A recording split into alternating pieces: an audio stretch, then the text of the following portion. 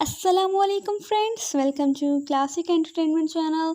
उम्मीद है आप सब खैरियत से होंगे, मज़े में होंगे और लाइफ को एंजॉय कर रहे होंगे। तो जनाब, आज मैं हाज़िर हूँ आपके एक और बहुत ही फेवरेट नावल अजब है इश्क यारा की एपिसोड 11 के साथ, जिसका आप सबने बहुत ज़्यादा बेसब्री से इंतज़ार किया होगा। तो मज़ीद इंतज़ार नहीं करवाते और बढ़ते हैं एपिसोड की जानिब। मगर उससे पहले जल्दी से जाइए, एक काम कीजिए, हमारे चैनल को कीजिए सब्सक्राइब, वीडियो को कीजिए लाइक और बेल आइकन के बटन को दबाना हरगिज़ मत भूलिएगा, ताकि हमारे चैनल पर अपलोड होने वाली हर वीडियो आपको सबसे पहले देखने, सुनने और पढ़ने को मिल सके। चलिए जनाब, अब स्टार्ट करते हैं आज की एपिसोड, जो कि बहुत ही स्पेशल और रोमांटिक सी होने वाली है। अजब है इश्क यारा, तहरीर फरीहा इस्लाम, एपिसोड 11। जमील काज़मी की गिरफ्तारी की खबर जंगल में आग की तरह फैली थी। हर कोई अरमीना बेगम तक रसाई हासिल करने की कोशिश में हलकान हो रहा था, मगर वो तो ख़ुद को कमरे में बंद किए बैठी थी। मम्मा, आखिर कब तक हम यूँ बंद रहेंगे? कहाँ जाएंगे हम? मम्मा, इस तरह वो अचानक वो लोग हमें हमारे ही घर से नहीं निकाल सकते। मुस्तरिब अंदाज में इधर उधर टहलते सरहा मुसलसल बोल रही थी। चुप हो जाओ सरहा, खुदा के लिए चुप हो जाओ। मुझे सोचने दो कि आगे क्या करना है। अब मुझे समझ आ रहा है कि उस बाजिल का ये सब करना, उसने सब कुछ अपनी गिरफ्त में लिया और फिर जमील के खिलाफ सारे सबूत उसने पुलिस को दे दिए। ज़रूरत से ज़्यादा ही कुछ चालाक साबित हुआ है ये शख्स। उसकी चालाकी को खराजे तहसीन पेश कर चुकी हों तो अब कुछ सोचें। मैं यूँ घर में बंद नहीं रह सकती। भाई ठीक रहा जो पहले ही यहाँ से निकल गया, और हम यहाँ फंस गए ये सब झेलने के लिए। अच्छा, तुम क्यों परेशान हो रही हो? मैं सब संभाल लूँगी। जल्द ही संभालने तो ज़्यादा बेहतर होगा, गुस्से से कहते वो अपने कमरे में आई थी। अब अरमीना बेगम को क्या बताती कि उसकी परेशानी की वजह क्या है। वो अभी अपनी ही सोचों में गुम थी जब उसका मोबाइल रिंग हुआ था। उसने मोबाइल उठाकर नंबर देखा तो परेशानी उसके चेहरे पर छाई थी। ना चाहते हुए भी उसने फ़ोन उठाकर कान से लगाया। कब से फ़ोन कर रहा हूँ, कहाँ थी? सलमान, मैं मामा के पास थी। तुम्हें पता तो चल गया होगा ना क्या कुछ हो गया है? हाँ, सब पता है, मगर तुम मुझसे मिलो, मैं नहीं जानता। आई समझ। सरहा, तुम अपने वादे से नहीं मुकर सकती हो। मेरी बर्थडे है और तुम आ रही हो हर हाल में। वो बाजिद हुआ तो सरहा ने मोबाइल को कान से हटाकर घूरा। ऐसे कैसे आऊँ मैं?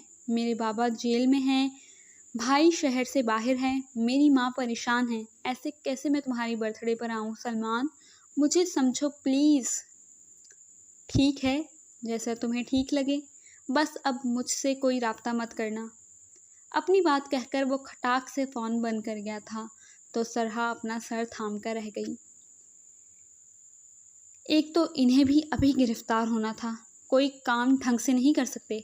अब क्या करूं मैं? कैसे जाऊं? मामा को बोलूँगी तो वो अपना ही रोना रोने बैठ जाएंगी।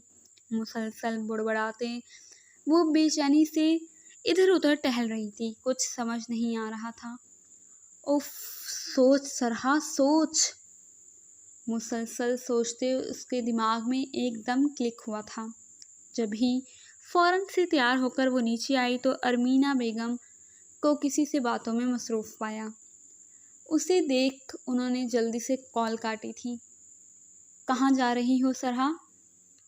मामा, मैं एक काम से जा रही हूँ, बस थोड़ी देर में वापस आती हूँ। बिल्कुल नहीं, कोई ज़रूरत नहीं है तुम्हें बाहर जाने की। मीडिया बाहर जमा है, तुम्हारा बाहर जाना मुसीबत पैदा कर देगा मज़ीद। कम ऑन मामा, मैं इस मुसीबत का हल ही निकालने जा रही हूँ। मेरी एक दोस्त है, उसके बाबा इस मसले का हल निकाल सकते हैं। प्लीज़ मुझे जाने दें। वो फाइनेंशियली भी हमारी हेल्प कर सकते हैं। उसने इतनी महारत से झूठ बोला था कि अरमीना बेगम उसे रोक नहीं सकी थी। ठीक है, जाओ, और इस मसले का हल निकल जाए तो ही बेहतर होगा। थैंक यू मामा। इनसे इजाज़त मिलते ही वो फ़ौरन बग़ैर देर किए वहाँ से निकली थी, ये जाने बगैर کی ایک بڑی آزمائش اس کی منتظر تھی۔ وہ خاموشی سے میگزین پر جھکی ہوئی تھی۔ اس کی خاموشی محسوس کر باسل نے ایک نظر اس کے چہرے کو دیکھ کچھ کھوجنا چاہا تھا۔ کل ہوئی تلخی کے بعد وہ اس سے بات نہیں کر رہی تھی اور یہی بات باسل کو چبھ رہی تھی۔ اس کے کانوں میں فاضل کے کہے الفاظ گونجے تو دل پر ایک بوجھ سا آن پڑا۔ اس نے ٹیبل بجاتے اس کی توجہ حاصل کرنے کی کوشش کی مگر بے سود۔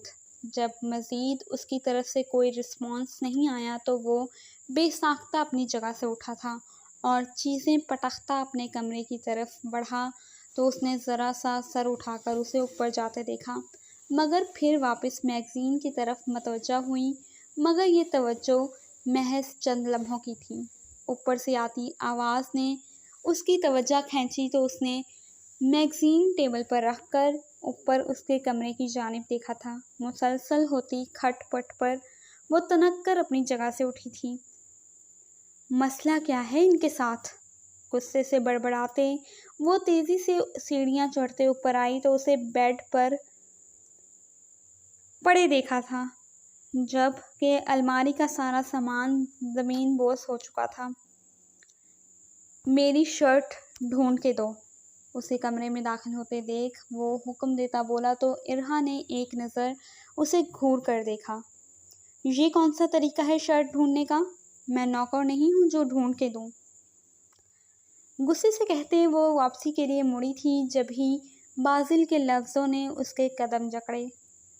نوکر نہ سہی بیوی تو ہو اور یہ کام بیوی کا ہی ہوتا ہے۔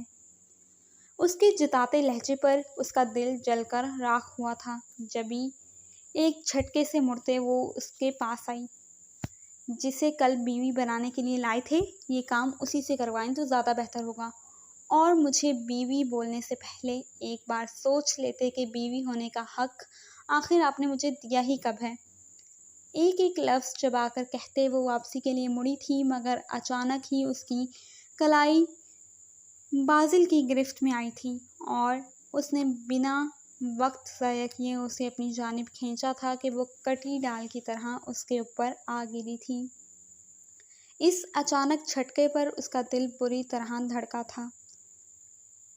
یہ کیا بدتمیزی ہے باسل؟ اپنے حواس بحال کرتے اس نے اٹھنا چاہا مگر باسل نے اس کی کمر کے گرد حصار مضبوط کرتے اسے اپنے مزید قریب کیا۔ شرط بھول گئی؟ تم نے بڑے دعوے کیے تھے۔ اس کے چہرے پر پھونک مارتے وہ اس کا مذاق اڑا رہا تھا۔ ارہا نے ایک سخت نظر اس پر ڈالی تھی۔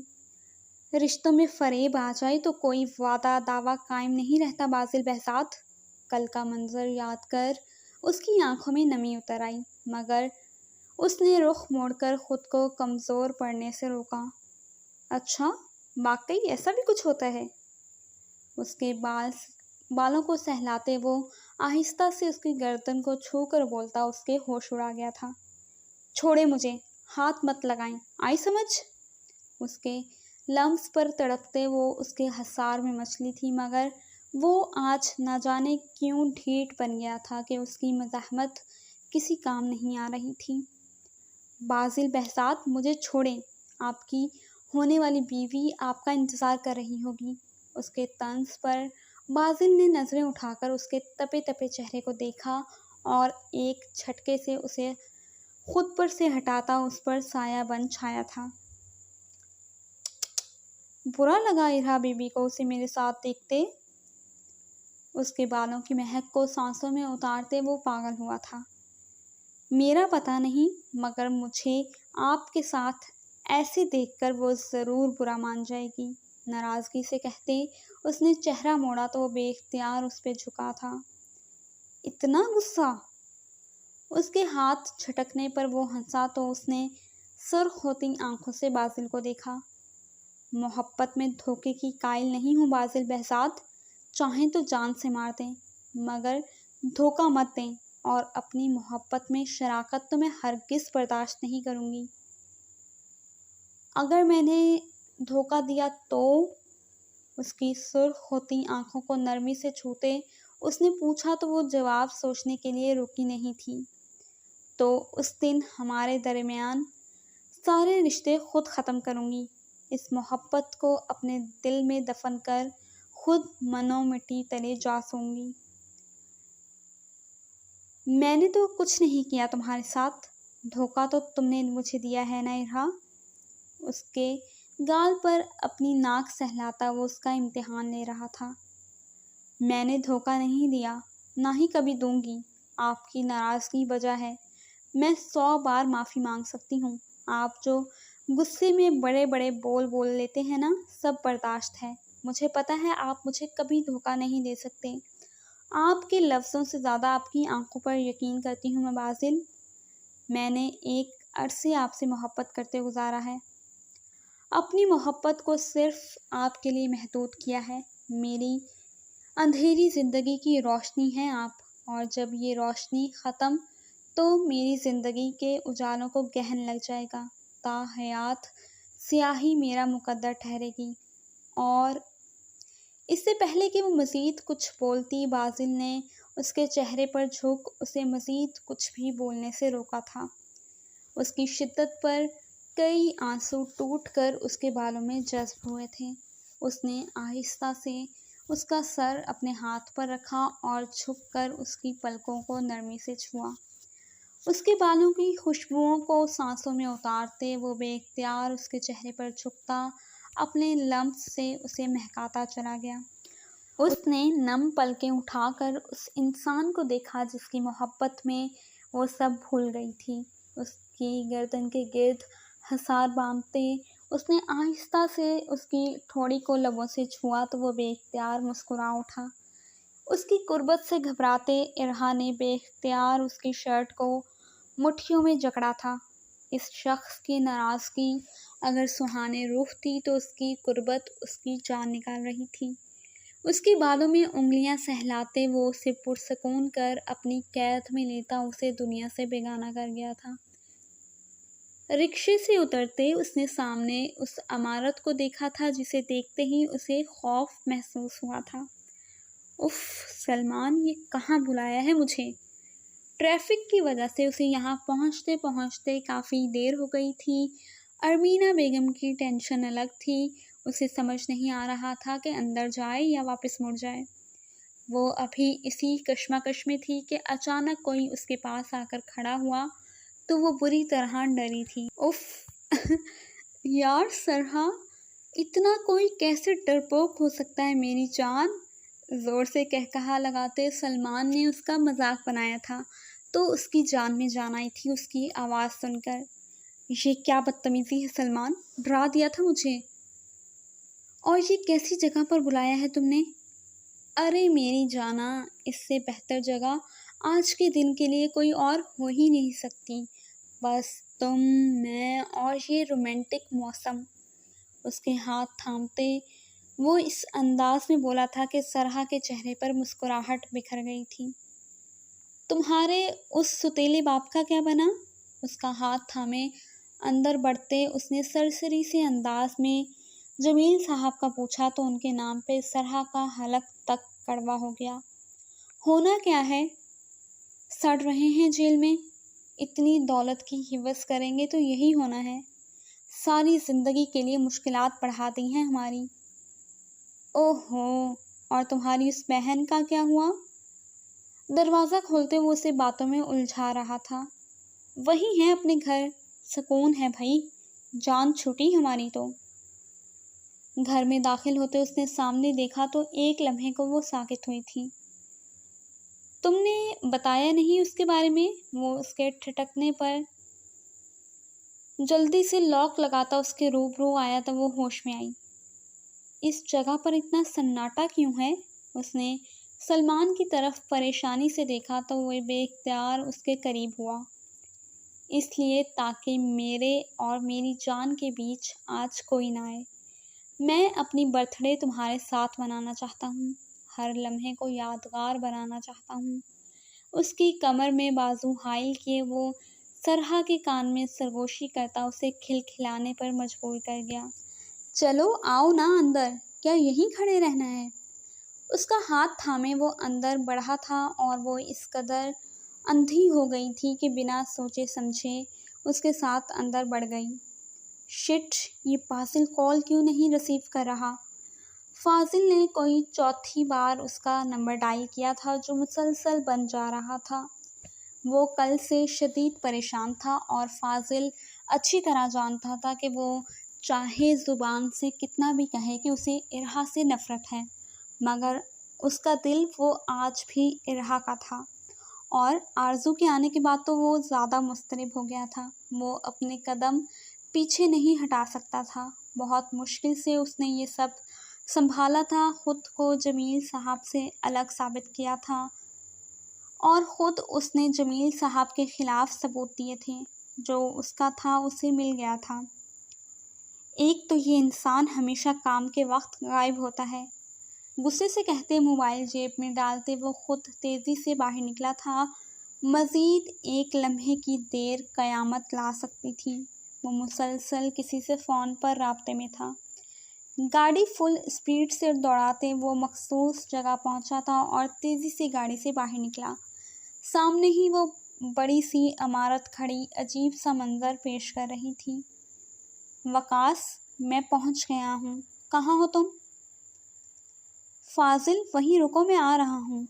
وقاص کا جواب ملتے ہی اس نے پریشانی سے اپنا ماتھا مسلا کہ اچانک اندر سے آتی چیخنے کی آواز پر وہ تیزی سے آگے بڑھا تھا۔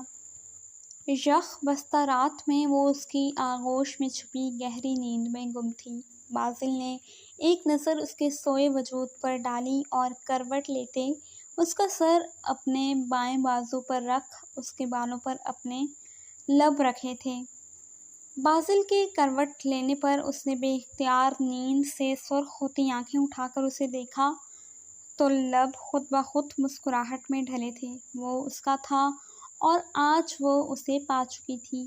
یہ احساس ہی اس دنیا کا سب سے خوبصورت ترین احساس تھا۔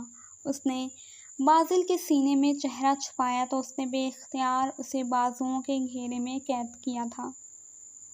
مجھے اس قید سے رہائی نہیں چاہیے باسل، کبھی بھی نہیں، اس نے آہستہ سے کہتے سکون سے آنکھیں موندی تھیں۔ جاری ہے۔